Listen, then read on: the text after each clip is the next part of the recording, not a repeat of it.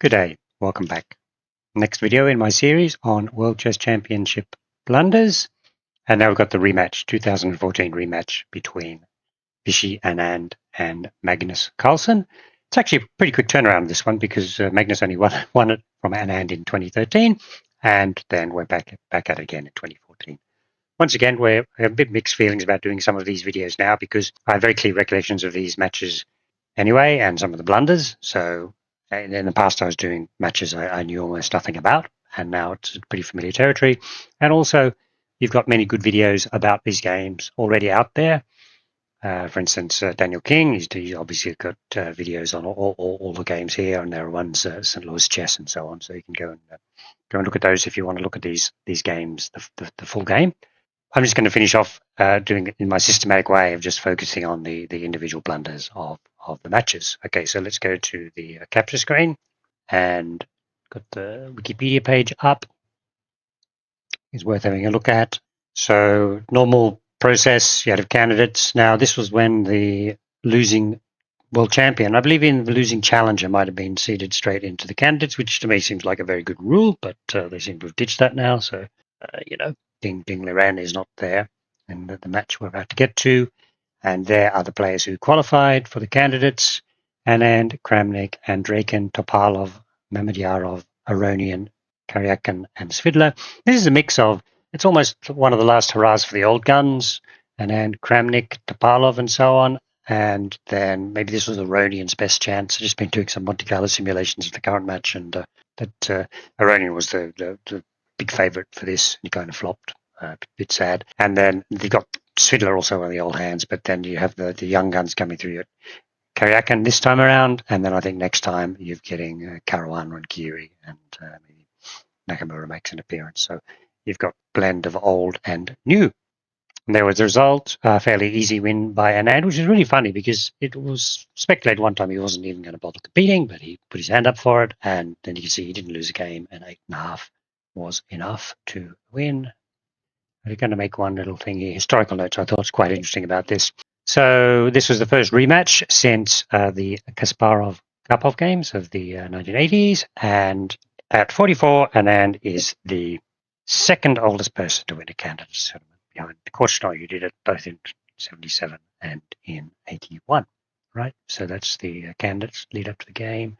Now then you see the match score there, and we'll just close that, get that a little, minimize it, and you can see we have got my versions of the charts there. So you can see the overall match score, this top right chart, that Vishy made a blunder in game 2, came back straight away with his only win against Carlsen in the World Chess Championship in game 3. That was a really exciting game. People were watching. Daniel King got a video, and then a blunder in game 6. So we'll be looking at the blunders in games 2 and in game 6. That's this period here. And then you can see it's game 6 where there was this blunder. Actually, it's a double blunder. That's why it sticks there. Very, very, very curious blunder. I'm a bit confused about where I should put it in my tier list. Games 2 and 6 are the couple we're going to have a look at. And you can see the position there. I've already loaded up for you game number 2. And you can see the profile there. This game should have been drawn, and Anand just a tactical oversight. Have a look at the position if you like, and see if you can spot what Anand missed. Okay, when you've done that, let's have a quick look. So that's Carlsen's move. Now's the key point. What does Anand play here? Okay, so he played H5. That's a big blunder. He should have played Queen D2. Let's just go through Queen D2 first before we look at the blunder, just to give a sense of what the position should evolve to. This was a strange position. It was even the whole way through, and Anand simplified and effectively would end up a pawn down. So computer thinks checking first and then swapping off queens is best. And what's going to happen here is the pawn on f3 is going to drop, and black will be a pawn down. So you get a position like this. Pawn down, but double pawns makes it difficult, and you get a bit of exchanges. Pawns on the queen side. And now we have one of those situations where it is a 3 versus 3 and a c-pawn. I've done some videos on these. It's kind of interesting. White certainly has winning chances, and it gets back to how far advanced the pawn is, how close the pawn is to the rest of the pawns. So this is the computer thinks this is drawn, but you would certainly play on as white. Okay, so let's go back to the blunder move, which was, show that on the board, h5, and suddenly the engine is telling me, actually my score bar is not working, I don't know what to do that, but never mind. Engine's telling me +7. What's the winning move? Just a queen to b7, and you can see the problem is that particularly with f6, Ben Feingold wouldn't be happy. f6 had been played, so the whole 7th rank is exposed, and given the combination of moves, there is no way of defending the pawn, and Anand actually resigned. So let's have a look. The computer's giving me 3 moves. King to h8 is mate in 4. Rook f7 is mate in 8. So giving queen takes e7 as the best move. And you can see there's no way of basically the only way of stopping a killer check on the g7 square. Don't think we'd mediate through the lines. So that was a pity. So Anand's behind the 8 ball already. He won the next game, which is great. So that's why you can see it's back to evens at that stage. And then now we're going to move along to game number 6. Let me just load up the chart for that one. Okie dokie. So there's the game score. I'll bring up the game in a second, and you can see what we're looking at is this position here, move 25 around about. Carlsen played a blunder, which was only like a 2-pawn blunder, but definitely a losing blunder. And then Anand didn't spot it and missed it, and then the game went on. Game probably should have been drawn. There's a later blunder here, of 30, but Anand couldn't hold. A kind of difficult position. But anyway, obviously the key position is this double blunder tactic, which I think most of us will remember. So let's go and have a look at that.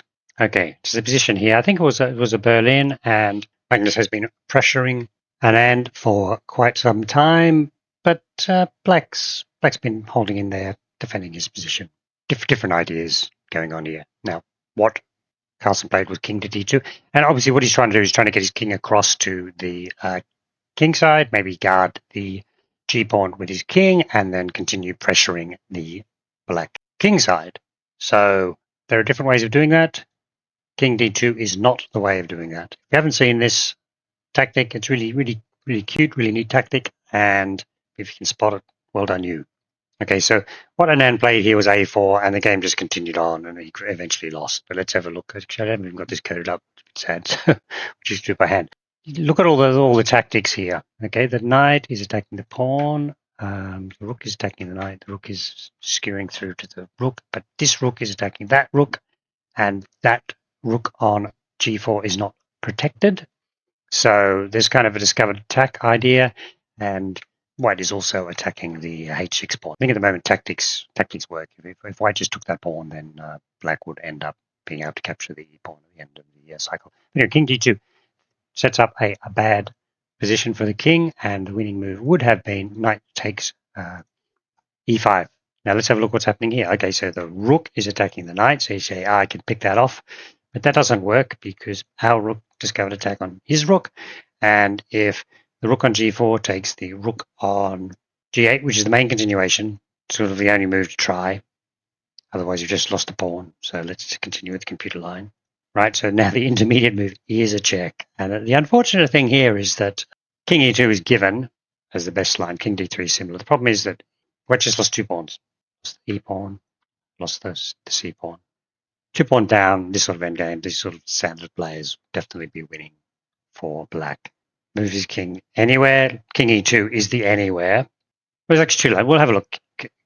I think king d3 was what I wanted to show you because you'd think that bails you out, but it doesn't because now you got knight b2 check, and not only is the white king in check again, this bishop is just like everything's wrong. All the tactics work for black, and then you go back to d2, and then rooks come off. And now the point is that we can grab the h pawn, but in a lot of these lines, it's better to try and hold it. In this particular line, check. The engine's giving +2.5. Just have a look because H pawn is going to drop. You can see that their tactics are all wrong, and now the A pawn is dropping. So when you look through all these combinations, actually, white just loses 2 pawns, and bishop same color. Not going to be able to hold that against Anand. If Anand had have played that, but we go back king d2, and he actually played a4, and I think Carlsen realized straight away. So then he's now moved his king across, right? So maybe okay. So that's what happened there. Short video today, and then of course, well, Anand, he's been at the top for a long time. His rematch chance effectively couldn't win, and so I've just switched over to the tier ranking here. We haven't seen that for a little while. Just have a look at the underlying spreadsheet for one moment. So you've got a big list of blunders now up to 144, and I've kind of done the normal ranking. Impact on the game, impact on the match, how bad the error was, which is this column here, and then a bit of a ranking, and then obviously run it, and you get this sort of setup. Now it's a bit circular here. I'm obviously trying to aim for about 10 top tier blunders by the time we get to the end of it. So we've got 1, 2, 3, 4, 5, 6, 7, 8. So if we get 2 more, which we might be able to find, then we'll have a nice list. You see these recent blunders. If you look at the Vishy and Gelfand ones, I'm probably marking them a little bit higher than we would have in the past, because some of the other blunders are probably a bit more shocking than the ones we've had recently. And then this King D2 and the missed refutation in Game 6 we just covered. I have very mixed feelings about that, because it's only like a 200-point blunder, but it is a game-losing blunder by both players. It's a dual blunder, and obviously should be quite high. Does it quite match, blundering mate in 2? Probably not, but obviously we've got pretty high standards for Carlsen and his ilk. And I know that I mentioned the Jan Gustafsson video. Go back and watch it when he was at Chess 24, top 10 blunders. He ranked this one really highly. He just thought, this day and age, that's not acceptable, and both people blundered. So therefore, probably fair enough to put it quite high up on the list. Okay. Next time around, we'll be seeing the sort of the young Turks. Karyakin will be the next challenger. So hope you enjoyed that, and thank you very much for watching.